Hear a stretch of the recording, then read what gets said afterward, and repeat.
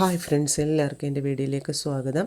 ഇന്ന് നമ്മൾ ഉണ്ടാക്കാൻ പോകുന്നത് എന്താണെന്നറിയാമോ? വൻപയർ തോരൻ. അതിന് വേണ്ടിയിട്ട് ഒരു 1/4 കപ്പ് തേങ്ങ എടുത്തു, ജീരകം, വെളുത്തുള്ളി, ഒരു 7-8 പച്ചമുളക്, കറിവേപ്പില എല്ലാം കൂടെ ചേർത്ത് മിക്സിയിലിടുക. മിക്സിയിലിട്ടിട്ട് അത് നന്നായിട്ട് അരയ്ക്കുകയല്ല വേണ്ടത്, ഒന്ന് ജസ്റ്റ് കറക്കിയെടുക്കുക, ചതയ്ക്കുക മാത്രം ചെയ്യുക. ഉപ്പിട്ട് ചതച്ചെടുക്കുക. ഓക്കെ, കണ്ടോ? ഇതെല്ലാം ഇട്ട് കൊടുക്കുക. അതായത് എനിക്ക് പനി ആയതുകൊണ്ട് തൊണ്ടയൊക്കെ ഇച്ചിരി അടഞ്ഞിരിക്കുക, അതുകൊണ്ട് എല്ലാവരും ക്ഷമിക്കുക കേട്ടോ.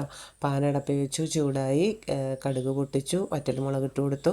നമ്മൾ വേവിച്ച് വെച്ചിരിക്കുന്ന വൻപയറില്ലേ, ഞാൻ തലേന്ന് വെള്ളത്തിലിട്ട് കൂത്ത് വെച്ചിട്ടുണ്ടായിരുന്നു. ആ വൻപയർ ആദ്യം ഇട്ട് കൊടുക്കും.